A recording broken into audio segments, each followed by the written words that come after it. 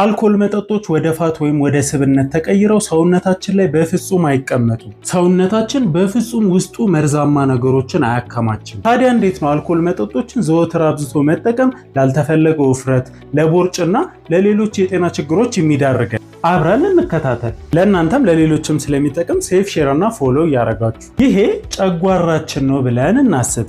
ምግብ በልተን አልኮል እንጠጣለን ወይም ደግሞ አልኮል ጠጥተን ከዛ በኋላ ምግብ እንበላለን። ልክ አልኮሉን እንደጠጣ ነው ሰውነታችን ባዕድ ነገር ወይም መርዛማ ነገር እንደገባ ይረዳል። ከጨጓራችን ወደ ትንሿ አንጀታችን የሚሄደውን ቫልቭ ወይም መቆጣጠሪያ ግጥም አድርጎ ይዘጋዋል። ለምን? ትንሿ አንጀት የበላንና የጠጣናቸው ምግቦች ወደ ሰውነታችን የሚመጠጡበት ወይም አብዞርብ የሚደረጉበት ቦታ ስለሆነ እነዚህ ባዕድ ነገሮች ወይም መርዛማ ነገሮች ሰውነታችን ላይ ገብተው ጉዳት እንዳያስከትሉ ስለሚፈልግ ነው። አልኮል መጠጣት የምግብ መፈጨት ሂደትን ወይም ዳይጀሽንን ያፋጥናል የምትሉ ሰዎች አያፋጥንም፣ እንደውም ያቀዘቅዛል፣ ስሎ ነው የሚያደርገው። ይሄ አልኮል ጨጓራችን ውስጥ ስለሚዘጋበት የጨጓራችንን ግድግዳ ይበላል ወይም ይልጣል። በስተመጨረሻ ጨጓራችን ምንም አማራጭ ስለሌለው ይህን የገባውን አልኮል ቀስ እያለ ወደ ትንሿ አንጀታችን መልቀቅ ይጀምራል ማለት ነው። መርዛማ የሆነው አልኮል ቀድሞ እንዲወገድለት ስለሚፈልግ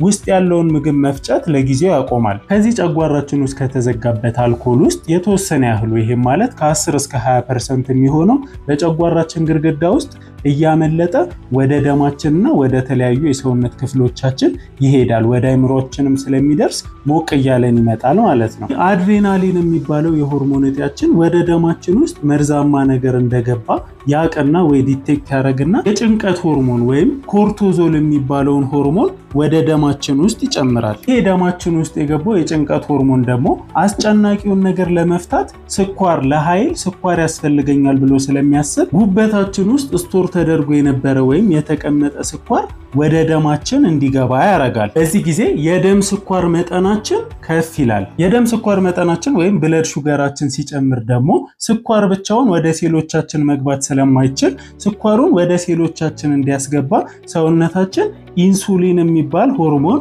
አምርቶ ወደ ደማችን ያስገባል ማለት ነው። ኢንሱሊን ደግሞ ፋት ወይም ስብ ሰውነታችን ላይ እንዲከማች የሚያደርገው ሆርሞን ነው። ስለዚህ አልኮል ወደ ሰውነታችን በመግባቱ ብቻ የጭንቀት ሆርሞናችን ጨመረ፣ የደም ስኳር መጠናችን ጨመረ፣ እዛ ላይ ደማችን ውስጥ ያለው የኢንሱሊን መጠንም ጨመረ። ከጨጓራችን ወደ ትንሹ አንጀታችን የገባው አብዛኛው ወይም 80% አልኮል ደግሞ አንጀታችን ውስጥ ያሉትን ጠቃሚ ባክቴሪያዎች እየገደለ የአንጀታችንን ግድግዳ እያሳሳ ወደ ውስጥ ይመጠጥና ወደ ጉበታችን ይሄዳል። ጉበታችንም ከትንሹ አንጀታችን የሄደለትን አልኮል መርዛማነቱን ይቀንሰውና ሰውነታችን በሚጠቀመው መልኩ ቀይሮ ወደ ደማችን ውስጥ ያስገባዋል። መርዛማነቱ ይቀንሳል እንጂ ይሄ ነዳጅ ስቲል መርዛማ ነው። ደማችን ውስጥ የስኳር ነዳጅ እያለ ተትረፍርፎ ሆዳችን ውስጥ ምግብ እያለ ሰውነታችን ለመኖር የቀን ተቀን እንቅስቃሴዎቻችንን ለማድረግ ምግብ ለመፍጨት እና ስፖርት ለመስራት የሚጠቀመው ይሄንን ነዳጅ ነው። ለምን? ይሄኛው መርዛማ ነዳጅ ስለሆነ ቀድሞ ይሄንን ተጠቅሞ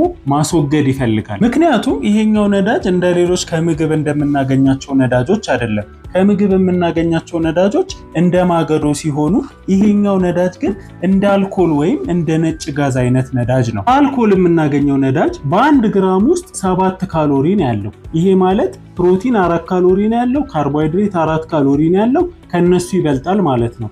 ፋት 9 ካሎሪ ነው ያለው፣ ከፋት በታች ነው። ስለዚህ ሪሌቲቭሊ ብዙ ካሎሪ ነው። ብዙ መጠጥ የምንጠጣ ከሆነ በቀላሉ አቃጥለን ወይም ተጠቅመን የምንጨርሰው አይነት አይደለም። ሰውነታችን ይህን ከአልኮል ያገኘነውን ነዳጅ እየተጠቀመ የበላነው ምግብ ደግሞ እየተፈጨ ወደ ደማችን መግባት ይጀምራል። በዚህ ጊዜ ደማችን ውስጥ ብዙ የጭንቀት ሆርሞን አለ፣ ብዙ ኢንሱሊን አለ፣ ፋት ስቶር የሚያደርግ ሆርሞን አለ፣ ብዙ ደግሞ መቃጠል ያለበት መርዛማ ነዳጅ አለ። ስለዚህ ሰውነታችን ለነዳጅነት ይሄን የአልኮል ነዳጅ እየተጠቀመ ሌላውን ስኳር ደግሞ ኢንሱሊንም አብሮት ስላለ ወደ ፋትነት እየቀየረ ሰውነታችን ላይ ያስቀምጠዋል ማለት ነው። በተለይ ቦርጫችን ላይ እዛ ላይ ይሄ ነገር ሲደጋገም የደም ስኳራችን ከፍ እያለ ጤናችን ላይ በጣም ብዙ ችግር ይፈጥራል።